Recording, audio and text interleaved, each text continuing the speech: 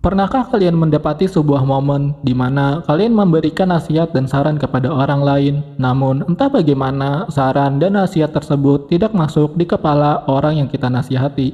Atau mungkin masalah yang terjadi di negara Indonesia kita sekarang, di mana terdapat pejabat-pejabat yang gaptek soal teknologi, namun malah tutup telinga dan tidak mendengar saran-saran dan masukan dari orang yang paham akan teknologi tersebut. Momen tersebut pastinya merasakan, baik bagi diri kita sendiri, bahkan mungkin orang lain secara luas, jika konteks masalah ini dibawa pada ranah negara dan komunitas masyarakat yang lebih luas.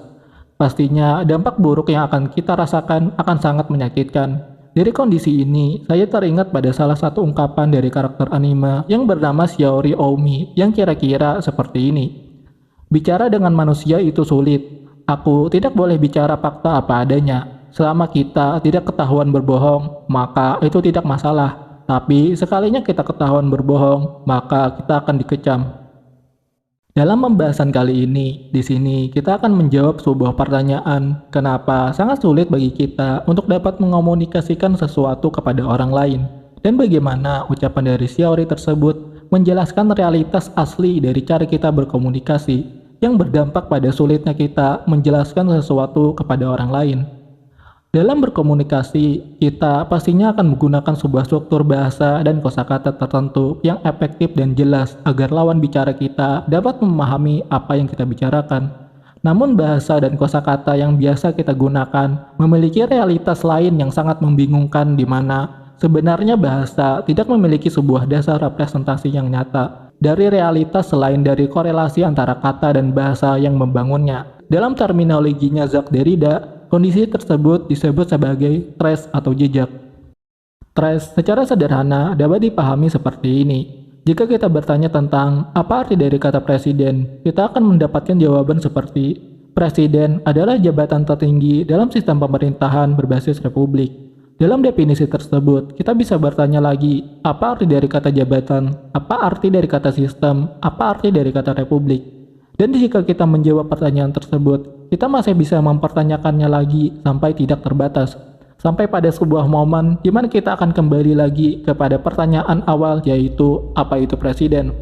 Kondisi di mana kita tidak bisa menjelaskan arti dari kata presiden tanpa harus menggunakan kata-kata lain itulah yang membuat makna dari kata presiden mendapat sebuah paradoks yang selalu tertunda dan pada akhirnya menciptakan jejak-jejak atau trace yang sebelumnya telah kita bahas. Pandangan paradoks bahasa ini dan makna sebuah kata yang selalu tertunda itu mendapati korelasi dengan sebuah konsep yang dijelaskan oleh Jacques Lacan tentang circle of signifier atau lingkaran penanda. Apa itu lingkaran penanda? Itu berarti sebuah kata yang hanya memiliki maknanya melalui hubungannya dengan nilai negatif dari kata tersebut. Itu seperti kita mengatakan presiden sebagai jabatan tertinggi dalam sistem republik. Namun, presiden tidak akan mendapatkan maknanya sama sekali tanpa adanya rakyat yang memilihnya. Yang mana rakyat di sini memiliki jabatan terendah dalam struktur pemerintahan republik. Dampak dari hal ini menurut Lacan adalah apa yang dia sebut sebagai lack atau kekurangan, di mana bahasa yang bersifat paradoks ini tidak memberikan kepastian makna dalam kehidupan. Karena setiap makna yang kita ciptakan akan selalu tertunda, juga akan selalu ternetralisir oleh nilai oposisinya yang membuat makna tersebut menjadi tidak bermakna. Kondisi ini akan menyebabkan subjek menjadi merasa kekurangan dalam hidup, merasa tidak cukup, dan akan menjadi sebuah tempat di mana hasrat itu akan timbul. Dalam tahap ini, bahasa tidak lagi dilihat sebagai representasi nyata dari realitas objektif yang ada. Kondisi ini mengilhami Slavoj Zizek untuk mengatakan kalau substansi atau apa yang biasa kita sebut sebagai objek nyata itu adalah sebuah subjek atau diri kita. Apa maksud dari ungkapan itu? Itu merupakan sebuah dampak dari teori Lacan sebelumnya, di mana dalam kondisi kekurangan manusia akan jati dirinya dan hasrat manusia timbul dari kekurangan itu untuk memenuhinya.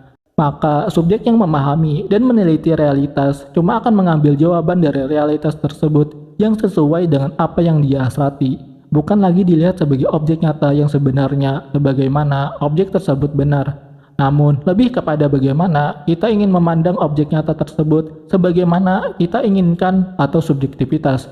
Subjektivitas ini yang pada akhirnya akan menciptakan subjek atau makna dari kehidupan diri kita sendiri. Dalam tahap ini, kita mendapati bahasa yang awalnya kita kira sebagai media komunikasi biasa, sekarang berubah menjadi pembentukan karakter diri atau jati diri serta makna hidup dari seseorang. Oleh karena itu, misal Foucault menjelaskan kalau bahasa yang berperan sebagai pembentukan jati diri ini pada akhirnya akan berubah menjadi instrumen untuk manipulasi dan kontrol sosial.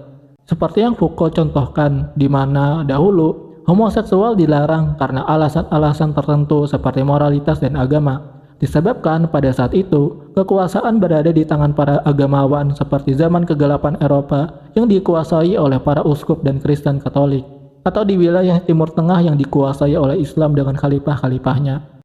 Namun sekarang berubah, di mana kekuasaan berada di tangan orang-orang sekuler, dan oleh karena itulah, nilai-nilai moral mulai bergeser, dan homoseksual yang dahulu dilarang, sekarang mendapati pembenarannya di hadapan hukum dan konstitusi negara. Dalam posisi ini, subjek yang awalnya murni menggunakan bahasa sebagai alat untuk menemukan makna hidup dan jati dirinya, malah berubah menjadi pertempuran kekuasaan, di mana ada orang lain yang secara paksa ingin mendefinisikan makna hidup dan jati dirinya kepada diri kita, yang membuat hidup kita tidak organik sebagaimana diri kita dilahirkan dengan hak-hak kudrati diri kita. Kondisi ini juga lah yang mungkin dapat menjelaskan kenapa sangat sulit bagi kita untuk mengomunikasikan sesuatu kepada orang lain atau memberikan saran kepada orang lain. Disebabkan orang lain akan menganggap kalau saran yang kita berikan kepada mereka itu adalah sebuah paksaan yang akan mengganggu makna hidup yang selama ini telah dibangun oleh orang tersebut.